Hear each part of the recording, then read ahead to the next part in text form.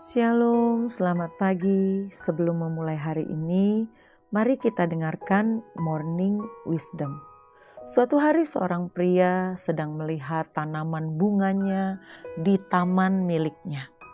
Lalu dia melihat ada sebuah kepompong yang di dalamnya ada calon kupu-kupu yang berusaha berjuang untuk keluar dari kepompong.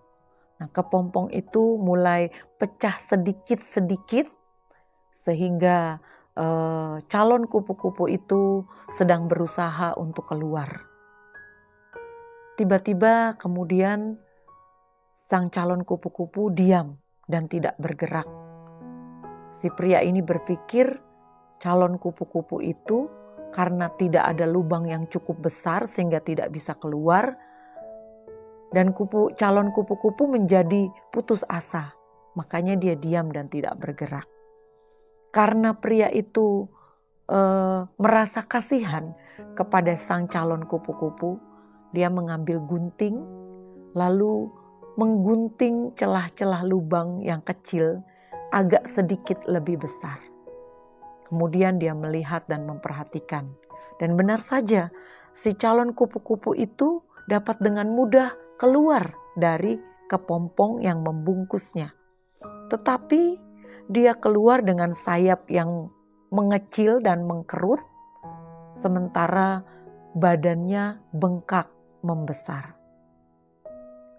Pria ini berpikir dia akan melihat kupu-kupu itu sebentar lagi terbang. Jadi dia menunggu. Ternyata sampai beberapa jam kemudian kupu-kupu itu hanya bisa merangkak, berjalan merayap, tidak bisa terbang sebab sayapnya kecil dan tubuhnya bengkak.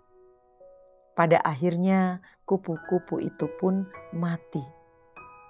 Jadi meskipun pria itu baik maksudnya, tetapi dia tidak mengerti bahwa kepompong dengan celah kecil itu adalah cara Tuhan memaksa cairan dari tubuh kupu-kupu masuk ke sayapnya.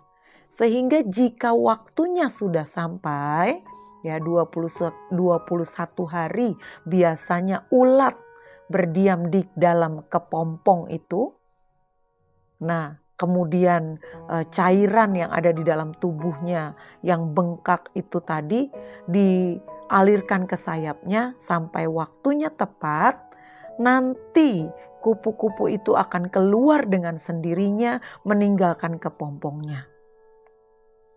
Berkembang sempurna sayapnya dan tubuhnya yang mengecil, bukan tubuhnya membengkak dan sayapnya yang mengecil. Jadi hal itu sama dengan kehidupan kita. Kita sering kali menghadapi waktu-waktu di mana kita harus menjadi kepompong yang berjuang terus. Perjuangan kita menghadapi tantangan, libatkan Tuhan dalam hidup kita. Berjalanlah bersama Tuhan. Berjalan bersama Tuhan bukan berarti hidup tanpa tantangan, bukan berarti hidup tanpa badai. Tapi kita tahu ada yang memegang tangan kita, mengalirkan kekuatan. Sehingga sampai waktunya kita akan berhasil melalui kepompong itu, melalui proses hidup itu. Dan semakin kita melewati proses kehidupan, maka kekuatan kita semakin berkembang sehingga kita bisa terbang dengan sempurna. Tanpa perjuangan kita tidak akan pernah bertumbuh dan menjadi lebih kuat. Dan penindasan, tekanan hidup, persoalan hidup itu adalah cara Tuhan membentuk pribadi dan karakter kita. Mengubah karakter-karakter lama kita untuk menjadi pribadi yang dibaharui di dalam Tuhan.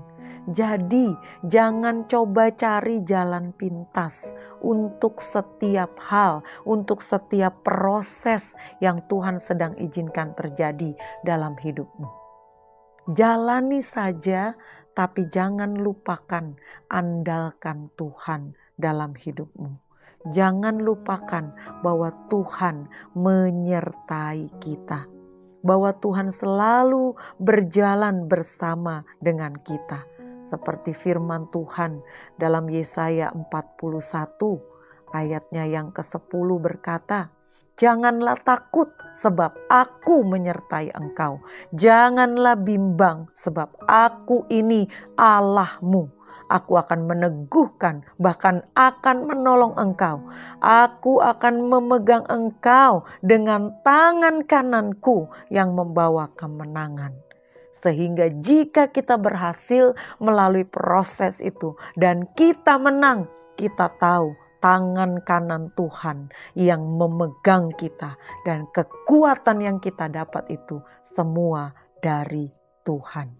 Selamat pagi, Tuhan Yesus memberkati.